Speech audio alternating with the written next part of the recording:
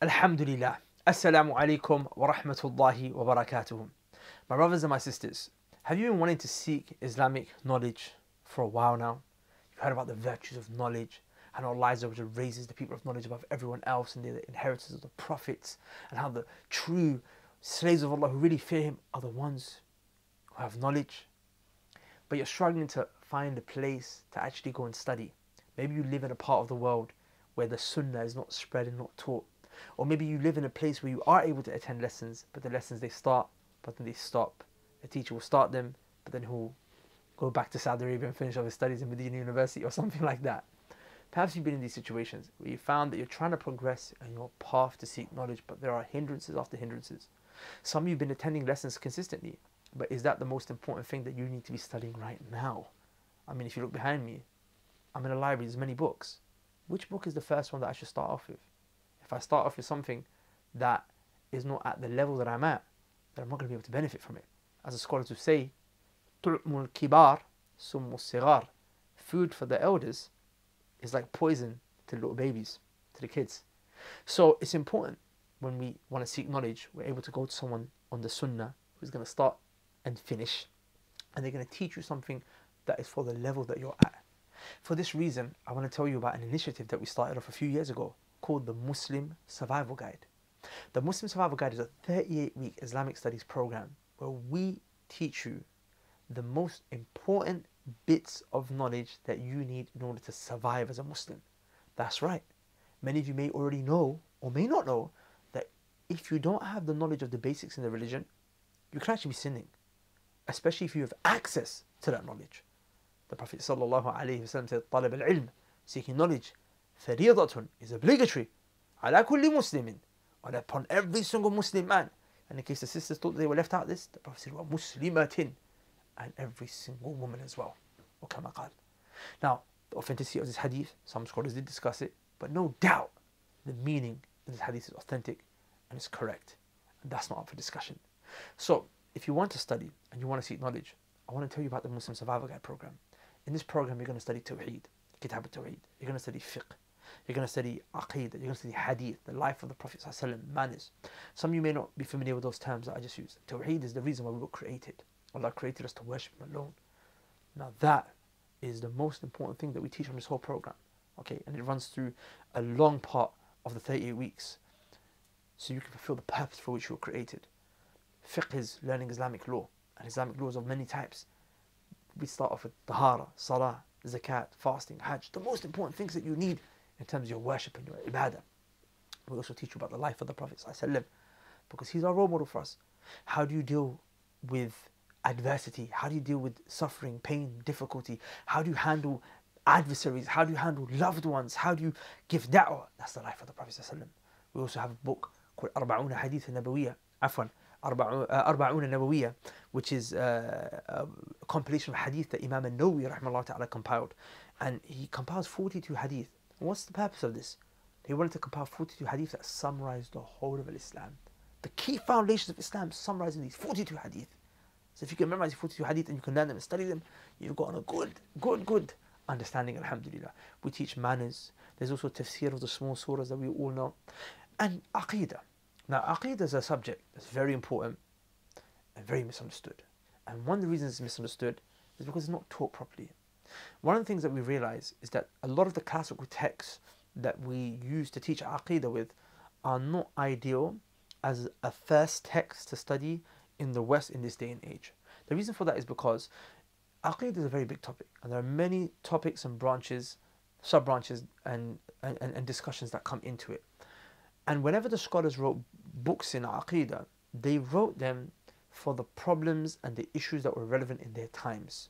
For example, Ibn Taymiyyah rahimahullah ta'ala, he has a risala called Al-Aqidat al-Wasatiyya, or Risalat al-Wasatiyya. It's a very famous text in which he mentions the creed of Ahl Sunnati wal Jama'ah. A lot of people start off with this as the first text that they study in Aqeedah, but the thing is, Ibn Taymiyyah didn't intend this to be a text that was taught as a syllabus and a curriculum to students. I'm not saying it shouldn't be studied. It absolutely should be studied, and it's an essential text that scholars have used and in madaris and taught and explained, and you can't go without it. But when we look at the circumstances that we're in the West, we need something else that's a bit more of an introduction to Aqeedah before we can go to Al-Wasatiyah. Something that mentions issues that we're dealing with on a day-to-day basis. Atheism, feminism, issues of Allah's names and attributes, but in a context that is a bit more applicable to us. Issues of Iman, Kufr, Qadr, decree and problem of evil. All of that needs to come into it. Also, other issues that a lot of people talk about nowadays. For example, al-wala wal-bara, love and hate for the sake of Allah Azza wa Jal. Also the issue of hukm bi ghayri ma anzal Allah, judging by other than what Allah subhanahu wa ta'ala sent down.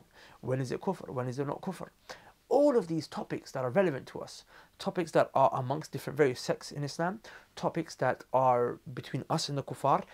Again, the reason I mention this is because we have basically designed a contemporary curriculum based on what we've seen and observed from the vast experience of many du'at and teachers and asatida and mashayikh who have experienced da'wah in the UK and the West in this modern day era, and compiling a syllabus that's going to be designed for you guys, inshallah ta'ala, that will help you understand aqeedah in a way where it's not complicated, it's not confusing, it's very simple, and it will boost your iman, inshallah ta'ala. So there are many things that we're going to be teaching on this program.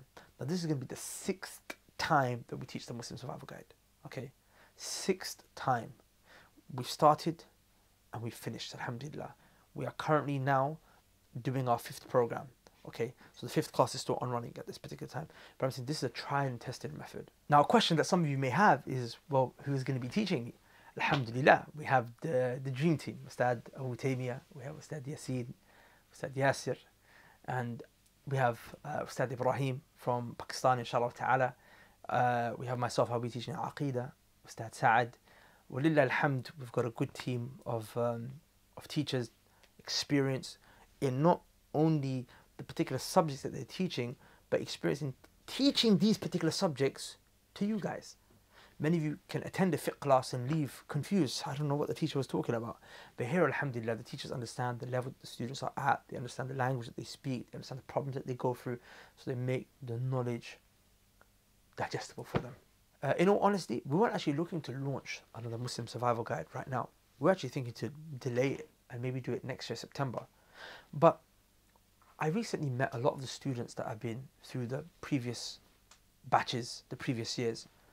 And I was amazed at how much they benefited, and how much they learned, and how much they progressed. I was shocked. One particular brother who was on our Umrah trip, brothers kept coming up to us and saying, where can we learn like this brother learned? Every time we have a question, we ask him, he seems to give us the answer. And he says to us, go and ask the brothers. I learned on Knowledge College, maybe they can put you on. I learned on the Muslim Survival Guide. So that for me was a huge, like Alarm Barik moment, that one of the brothers who'd been through the program beginning to end now is in front of these brothers, and Alarm Barik is able to answer their questions. Now, I'm not saying study here just so you can become a mufti and answer people's questions, but the point of the matter is that you don't know. Your knowledge is definitely going to benefit you, but it can benefit others in you as well. That's why Imam Ahmad rahimahullah ta'ala used to say that knowledge is sought for 2 reasons. Raf'ul jahli an nafsi, to uplift ignorance from myself, wa an ghayri, and to lift it from those that are around me, other than me. So if you guys would be interested, inshallah ta'ala, alhamdulillah, the link is below. You can register. We have different payment plans and packages to make it easy for you guys. Alhamdulillah, we are expected for this to be our biggest class yet, and we'd love to see you on the flip side, inshallah ta'ala, on our next batch on Muslim Survival Guide Part 6. So, with that said, register at the link below. Subhanaka Allahumma bihamdik, ashhadu an la ilaha illa ant, astaghfiruka wa atubu ilayk. Assalamu alaikum.